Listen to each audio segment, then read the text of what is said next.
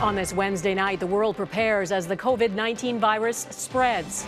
I think there's pretty good agreement that we are heading towards a pandemic. How ready is Canada? How ill-prepared is the U.S.? And the confusion for travelers. Plus, what do the warnings this could disrupt our lives really mean? I'll speak with an infectious disease specialist. Tempers flare in Tyendinaga. Fired up protesters find new ways to try to disrupt rail service. Why they weren't arrested. What climate change will mean for Alberta. A new report on how the province needs to adapt. Global National with Donna Friesen.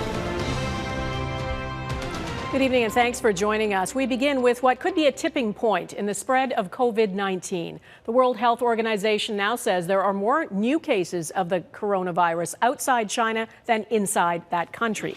There are cases in every continent except Antarctica now. With attention shifting from Asia to Europe, countries there are struggling to come up with a unified response. And with so many unknowns, there's confusion about whether to travel and what to avoid. Here's what we know about where the virus is spreading outside Asia. Right now, the biggest outbreaks are in Italy and Iran. And from there, the infection is spreading kind of like a web across the world. People who had been in Italy are now linked to cases in Algeria, Austria, Croatia, Germany, Greece, Spain, Switzerland, and Brazil. And people who had been in Iran are being linked to new cases in Bahrain, Iraq, Kuwait, and Oman. Canada has recorded a second case in someone who traveled from Iran, and it's the 12th confirmed case here. At least 46 countries and territories have detected the virus, and dozens of passengers who were let off the Diamond Princess cruise ship in Japan have now developed symptoms, and a fourth person has died. Now, another cruise ship has run into trouble as well. 6,100 people are on board the Meraviglia. It's been turned away from Jamaica and the Cayman Islands because a crew member has flu-like symptoms and is now in isolation on board. The cruise ship company says it's just a case of the flu. The ship is en route to its next port of call in Cozumel, Mexico. And in Italy, more than 400 people have tested positive for the virus. That's the biggest outbreak outside Asia. Crystal Gamansing has our top story tonight. Chemists in Milan are mixing up batches of hand sanitizer. Customers concerned about the new coronavirus bought up all of the available stock. Italy is the center of a European outbreak. Red zones in the north are being patrolled by members of the military and police. Anyone trying to sneak in or out could be jailed for 3 months. This Saskatchewan woman is stuck in Milan waiting. Our classes were suspended for the following week, so this week. And that's basically all we've heard so far. Iran is another location of particular concern. It's believed there are far more COVID-19 cases there than Iranian officials are reporting. A special investigative team from the World Health Organization will arrive there this weekend. Similar teams were deployed to China, and one is working in Italy. We take the virus and the situation very seriously. At the same time, we should also remember that 4 out of 5 patients have mild symptoms and recover. The fact that COVID-19 can be mild in some could be obscuring the true number of infected individuals. Dr. Michael Gardam says it's likely there are many more people out there with the virus. We have not stopped anything. And I think that, the academics, the people like me who are out there looking at the epidemiology, I think there's pretty good agreement that we are heading towards a pandemic. Slowing the spread is critical, but responses are different in each country. In London, for example, the energy company Chevron told people to work from home until test results come back for a worker with flu-like symptoms. The UK has 13 cases. South Korea has more than 1,000 cases, but buses are still rolling after being disinfected. In uneasy times, this driver says it gives him a bit of comfort. Crystal Gamansing, Global News, London. Preparing for a virus that's new to humans and that experts still don't fully understand isn't simple. Canada does have a plan on how to handle pandemics. Tonight, Mike Lagature takes a look at the mechanisms that are in place to tackle an outbreak. Mike? Well, Donna, as COVID-19 has evolved into a wider global outbreak, so too has the federal government's approach to it. While the health minister says the current risk in Canada is low, Patty Hajdu is acknowledging that could change. Globally, there's a higher likelihood that we'll see an outbreak in Canada. Hajdu doesn't want Canadians to panic, but she says it could be prudent for people to be prepared just in case. It's really about, first of all, making sure that you do have enough supplies. If someone in your family becomes ill, if you yourself become ill, that you have what you need to survive, for a week or so without going out. Hajdu says Canada's National Microbiology Lab in Winnipeg has a more robust test for the coronavirus than the U.S. So in some ways, we're better prepared for a possible outbreak.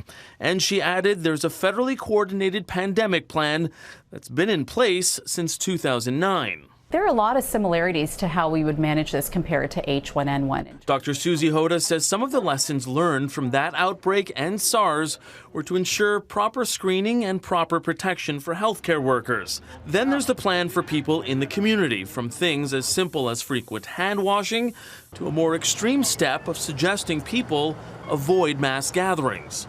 Sometimes schools and other areas where people are congregating quite a bit can get closed. So we modify the way that we interact with each other so we reduce that risk of people exposing each other.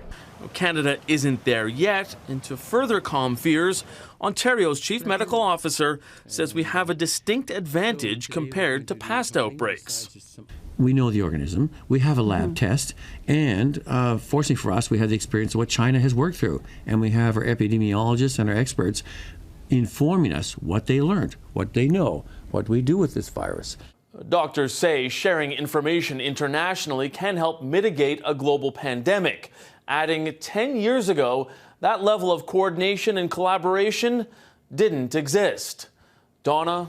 Okay, Mike Licouture in Ottawa, thanks. In the U.S., President Trump just addressed the American response to the virus. He's blamed the media for making it look as bad as possible. Today, he said he doesn't think the spread of the virus is inevitable, even though that's what officials from the American Centers for Disease Control said yesterday.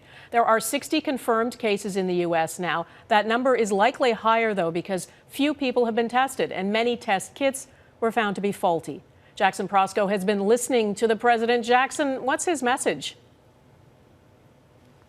Well, Donna, the president spent most of his press conference repeatedly downplaying the threat of coronavirus, suggesting it's very much the same as the flu, even though its mortality rate is much, much higher. Trump, in fact, expressed his own shock at learning about the mortality rate of the regular flu. He bragged that the U.S. is better prepared than any country. He said all cases of coronavirus in the U.S. will still be gone. That does not jive with what his own experts have been saying in recent days. They've proclaimed that it's practically inevitable that coronavirus will arrive in larger scale and community transmission here in the U.S. In the near future. He also said that a vaccine will be here soon. His own experts have said it's a year to 18 months away. Bottom line, Donna, he's taking issue with the idea that spread here is inevitable. Take a listen to what he said a short time ago. Well, I don't think it's inevitable. It probably will. It possibly will.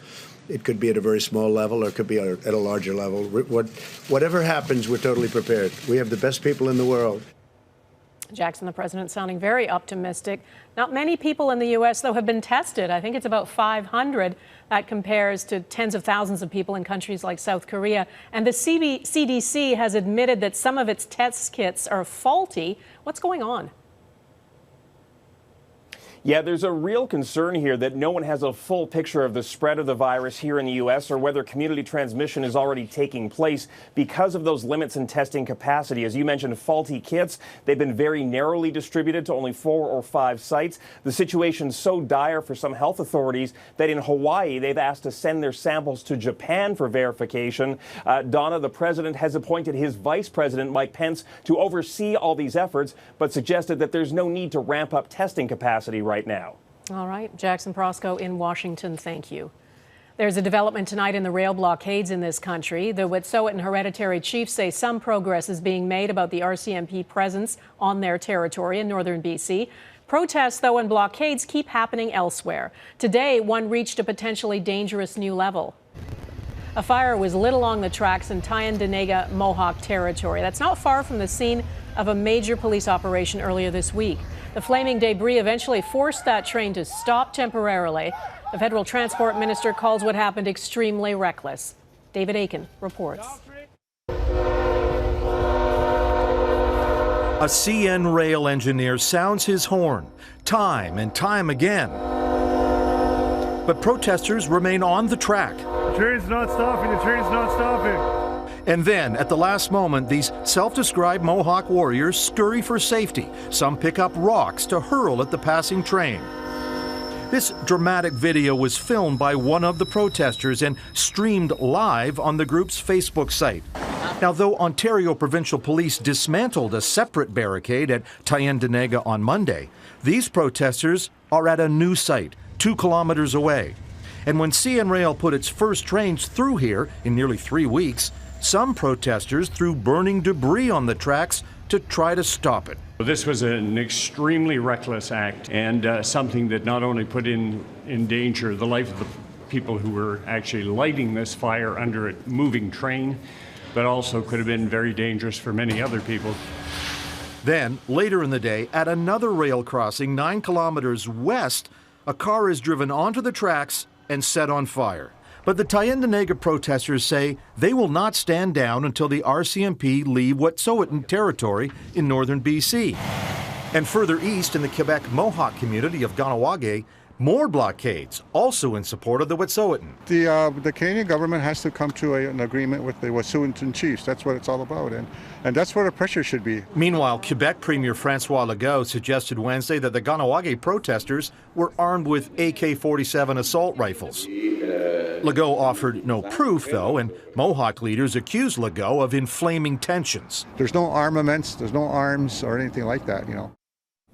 But it's clear that tension continues to build at many of these flashpoints across the country, and that tension may not begin to recede until the Wet'suwet'en hereditary chiefs resolve their differences with the RCMP. Donna? Okay, David Aiken in Ottawa, thanks. There was some optimism earlier today from those hereditary chiefs about the presence of the RCMP, and there were more talks today, but late today, it seemed to fall apart. The chiefs said only partial concessions have been made by the federal and provincial governments.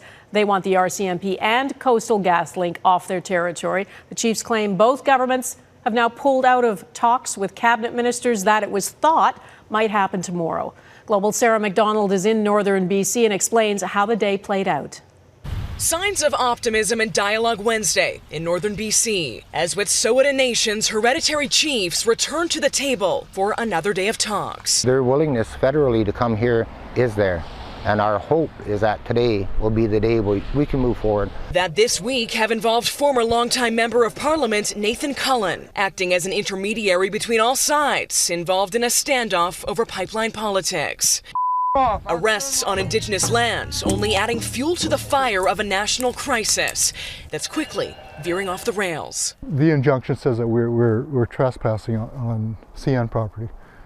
As far as we're concerned, CN is trespassing in our territory. This chief of Gitxsan Nation, a longtime neighbor and ally of the Wet'suwet'en. One of those detained on Monday as RCMP moved in to clear a blockade erected in solidarity with his hereditary counterparts. The Gitxsan Nation couldn't very well stand by and let them take all the heavy lifting. But a large faction of Wet'suwet'en people, like Bonnie George, are banking on the benefits promised by that lucrative proposed natural gas pipeline and on constructive dialogue. The ones that are protesting across Canada and downtown Vancouver, they have jobs to go back to, and our people don't have jobs. Many here welcome the economic opportunity offered by the multi-billion-dollar project, given the green light by band councils and backed by the provincial and federal governments. We feel like we're being bullied by people who are supposed to be our leaders. But not the traditional leaders, who maintain their conditions must be met first before any talks with Ottawa, as all eyes remain on Wet'suwet'en Nation. And that's a Global Sarah McDonald reporting from northern BC. Late today, word no further talks are planned, so it looks like it is back to square one. Coming up, what climate change could mean for Alberta. A new report on the impact on that province's economy, infrastructure, and health.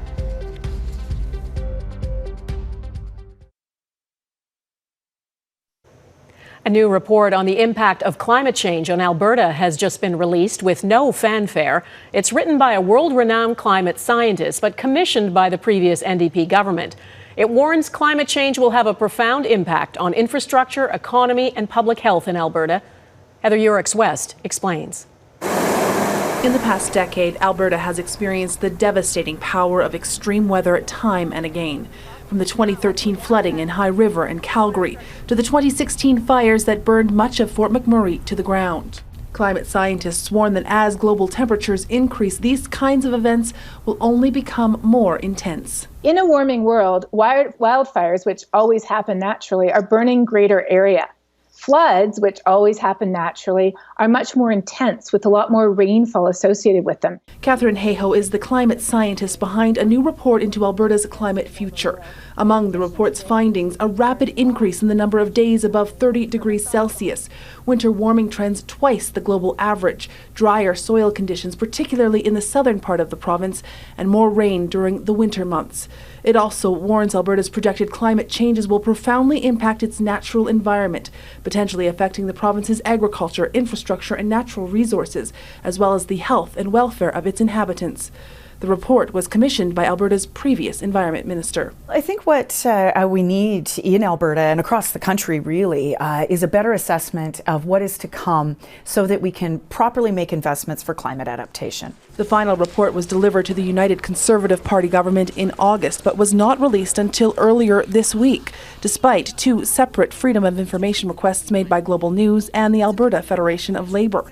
Someone also backdated the report to make it appear as though it was posted in September, burying it behind months of more recently released reports on the provincial website. It's clear to us that the Kenney government has made a concerted effort to bury this report, and I say that because of all the hoops that we had to jump through in order to get our hands on it. But the UCP denies any effort was made to bury the report, pointing out it's now available for the public to see online. Heather Urix-West, Global News, Calgary.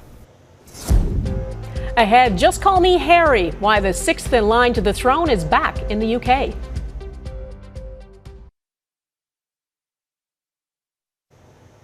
Peter Nygaard, the Winnipeg-born man who built an international fashion company, has stepped down as CEO after sexual assault allegations emerged.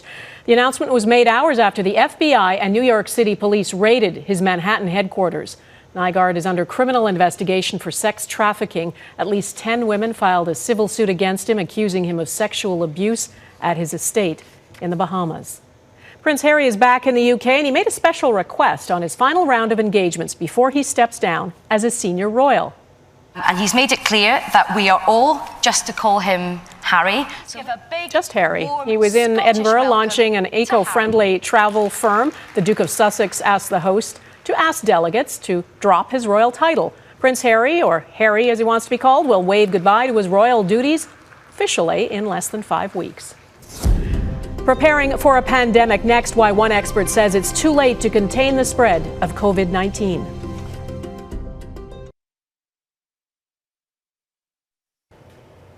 Welcome back. We're going to go back to the new coronavirus now, what to make of its spread and how it could disrupt your life. Joining me from Toronto General Hospital is Dr. Isaac Bogosh. He's an epidemiologist and a specialist in infectious disease.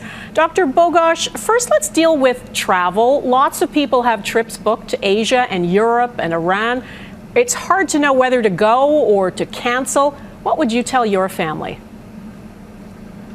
I think it's extremely important for people to remain up to date on what the current travel advisories are and what the current travel warnings are. Certainly we know Canada has very publicly made this very widely available on their websites, certainly with the travel advisories, but I think it's important that people look at their destination countries as well and any points of contact along the way toward their destination. The other challenging feature here is that these might change with time, so it's important that people stay up to date on what these travel advisories are. So, washing your hands, coughing into your elbow is great advice, of course, but the way this seems to be spreading, is there really a fail-safe way to protect yourself? No, I mean, there's just things that we can do to reduce our chances of getting this infection. And I know during influenza season we have these recommendations, and these recommendations still stand for the COVID-19 infection. We also just have to remember that COVID-19 is a respiratory infection as well. So, you know, impeccable hand hygiene is crucial. Coughing and sneezing into your arm rather than into the air around you or into your hands is also important. And of course, if people are sick, stay home so you don't infect anyone else at work or at school. Yeah, staying home, probably the best advice. We know that most people who get this virus do survive, and it's important to keep saying that. But we've been told to prepare for this to disrupt our lives. What do you think that means in practical terms for most people? Well, it's not yet clear what the impact of this will be in Canada. Certainly, we know that there's going to be more cases, either imported cases from other parts of the world, and even the potential for locally acquired cases as well. Of course, as you point out, most people that get this infection are probably going to do just fine and have a mild course of infection. But yeah, some people are going to get pretty sick. So I think it's just important to be aware that over the next few weeks to months, we're likely to see more and more cases of this, and to be prepared. I mean, if people have chronic medical conditions, now is the time to go to your primary care provider or specialist and ensure that you're up to date on all your prescriptions, up to date on your vaccinations, up to date on ensuring that your health is optimized before we start to see more of these cases here in Canada. Quick final question. Based on what you know so far, do you think this virus can be contained? No, I don't think it can be contained. Certainly the massive public health initiatives in China slowed the spread of this virus down, and it really bought the world a few weeks to maybe a few months to prepare for this. Hopefully governments and healthcare systems really used that time wisely and scaled up capacity at the laboratory level and at the clinical level to prepare for the inevitable imported cases that they're going to be seeing over the next few weeks to months to come. All right, Dr. Isaac Bogosh in Toronto, thanks.